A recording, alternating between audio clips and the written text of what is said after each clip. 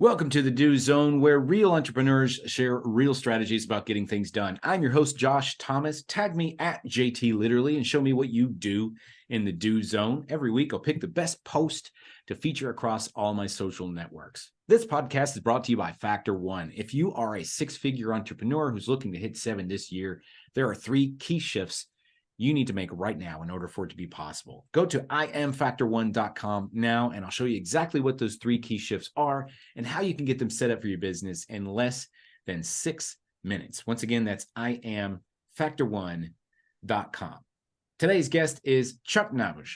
After serving 9 years with the U.S. Army and 28 years in corporate America with a multinational, multi-billion-dollar manufacturing company, Chuck Knabusch founded 1310 Business Solutions, LLC, and wrote the book, Hope is Not a Business Strategy, How to Take Control of Your Business so it won't take control of you. He now works to support and assist business leaders and organizations improve their operations, resulting in bottom line improvements and giving them back more time. Chuck, welcome to the Do Zone. Tell us something you believe is the key to getting stuff done that most people wouldn't think of. Josh, I think ultimately it all comes down to integrity. Dwight Eisenhower said that the supreme quality for leadership is unquestionably integrity. Without it, no real success is possible. And I believe that because, I mean, if I would tell you I'm going to get something done and I don't do it, do we have success later on? I mean, and I think a lot of people really want to go ahead and honor their word. So I think integrity really becomes a foundational aspect of getting anything done. You know, I was recently having a conversation about this word. And so it's, you just lobbed it right up for me, man. I love that. I love it. And so here's what's interesting about the word integrity.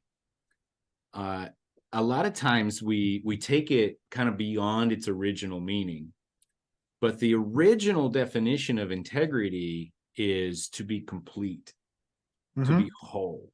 It actually comes from the Latin word integer. And if you know anything about math, which I don't, but I do have access to a dictionary, integer is a whole number that's not a fraction. It's not a decimal. It's a whole number. And so integer is whole.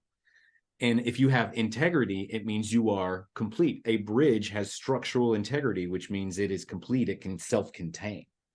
And when you realize that was the original definition of it, it kind of changes how you think about integrity.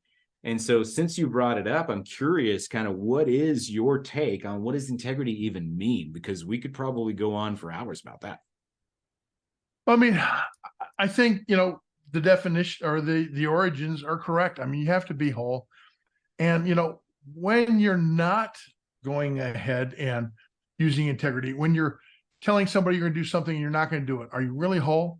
Because you have a piece of you that's incomplete, a piece of your word that you have offered to somebody else that isn't complete. It's still outstanding. And whether you want to call it, credits and debits or however you want to approach it, you have something out there in the ledger that does not get checked off. And so I really do believe that original definition fits with what we're talking about, even right here in getting stuff done.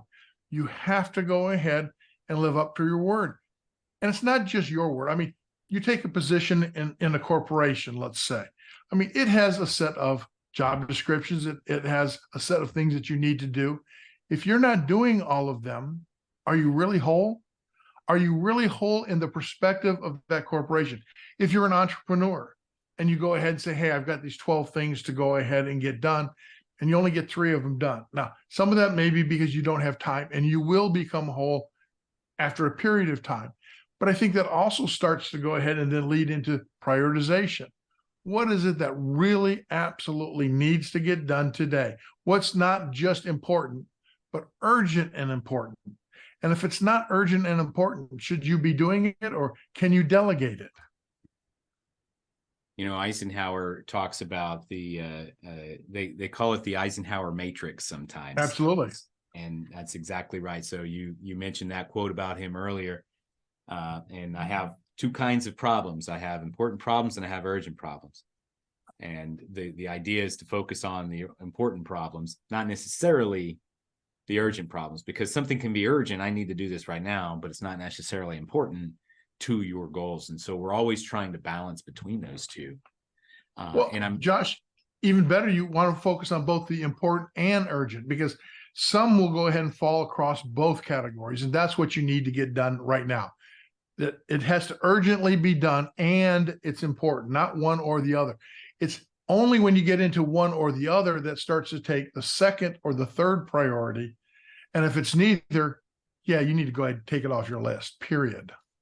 and the way that we can relate that to entrepreneurs is a lot of times we literally say the phrase, I'm running around putting out fires.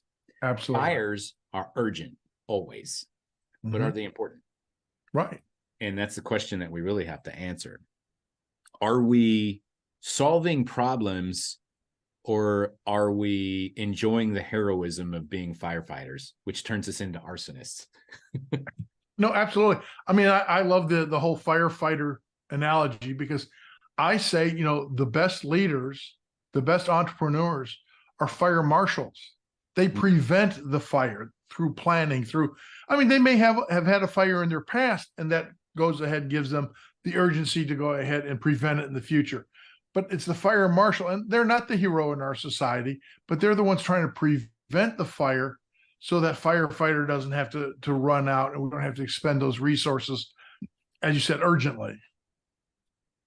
Yeah, well said. And about that fire marshal, it kind of leads into leadership, which is something that you like to talk a lot about. And I know that I 100% agree with this when you say there are three requirements of leadership. The first is integrity, which we've already discussed, communication, and then finally a love for people. Because if you are a leader, you are in charge of other people. And if you hate people, you're going to be a crappy leader. And so talk to us a little bit about, we know integrity is important. Talk to us about why communication and a love for people, and give us some examples of how you've applied that in your businesses.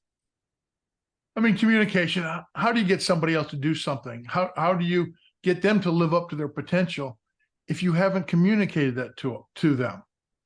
If they don't know what their job is about, if they don't know what their performance metrics are, and yet you're measuring them, is that really fair? Are you using good integrity, number one? But is that really fair to them? No. So what you need to do is set expectations. And the only way you can do that is through communication. And then you manage expectations. Okay, we've got a gap here. Maybe you misunderstood. Maybe the process is wrong. Maybe the tools aren't right. But for some reason, I expected this and you delivered this. How do we go ahead and close that gap, either on this instance or the next instance? And you can only do that through communication. And ultimately, it comes down to people. As you said, if you don't love the people, and I understand there's always a bad apple. There's always somebody who that chafes us a little bit, and we have to go ahead and work with them a little bit harder. But that doesn't mean we can't go ahead and love them, because they're there just trying to go ahead and make ends meet, trying to go ahead and provide for their family. And they're trying to do the best, because nobody comes to work saying, man, I want to be mediocre today, or man, I want to go ahead and do a crappy job. Nobody comes to work like that. But have we set them up for success? Because remember, their success ultimately becomes our success as an entrepreneur. So we need to make sure that we've given them the right expectations. We've set them. We know how to go ahead and measure them, and we communicate with them and make adjustments, because again, they're going to be trying their best, right, wrong, and different. And there are cases where you have the wrong person in the wrong seat in the bus, but we can change seats. That's relatively easy. That's right. And so tell me a little bit about how you've developed a lot of these kind of frameworks for businesses. Tell us a little bit about what you do and who you serve, and how we can connect with you. Love working with any organization that has an operation, which really is all of them. Whether you're an accounting firm or an architectural firm, or I come from a manufacturing floor, so certainly love manufacturing, but really you can cross industries by just looking at operations, what's repeatable, what should be repeatable, and looking at those processes and how do we go ahead and improve them. Do we have those processes documented? Are we aligned across the various functional areas? I mean, because even, small entrepreneurial companies, they've got one person doing marketing and sales and another one, either providing the service or the product.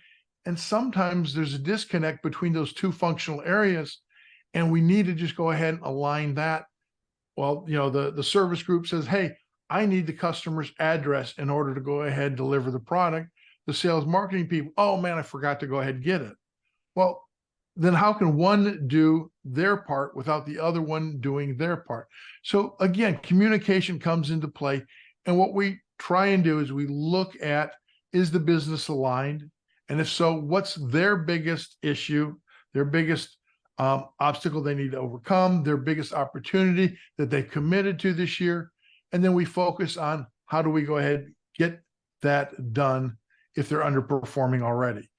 If they're already performing on that, then we look at the next opportunity. And can we go ahead and take that on with the resources they have? Because sometimes you can only work on one thing at a time because your resources are limited. Other times you can work on 2 or 3. We don't want 12, we don't want 50, but you can work on 2 or 3. What's that next one that we can go ahead and add in and fit it in, to an improvement plan, and then follow it up. And again, it's all about the planning, the expectations, the people. Well said. And so where can we go to learn a little bit more about that? Go out to my website, 1310.com. You can go out to Amazon, get my book. Hope is Not a Business Strategy. Either one will go ahead and give you plenty of insights. You can reach out to me via LinkedIn, either at 1310 Business Solutions on LinkedIn or at Charles T. Knabusch Jr. on LinkedIn. Okay. Knabusch. I totally butchered that at the beginning. Sorry about that. Everybody I meet has that's so low on my issues list. Yeah. So yeah, it's interesting because I'll catch an interesting last name and I'll ask for clarification on how to pronounce it before I just butcher it. But this time I just went with the crowd, I guess. Sorry about that, Chuck. No worries. No worries. You got it. So, hey, we're going to wrap up from here. Thanks again to Chuck Knabusch for sharing a little bit of wisdom about how he gets things done. He's got a book on Amazon that you can go and pick up called Hope is Not a Business Strategy. And for those of you who want to connect with him directly and potentially work with him, you can go to 1310.com. That's 13ten.com. For those of you who are listening to this podcast while you're at work, during your workout, or somewhere out on the field on your morning commute, be sure to snap a selfie and tag me at JT Literally. Tell me what you do in the do zone. Also, if you're ready to break the 7-figure barrier with your business, but you know what got you here ain't going to get you there, we can help. Go to IamFactor1.com now, and let's see how much impact we can make in the next 6 minutes. Know this, you are Factor 1 for your own success. Now let's get to work.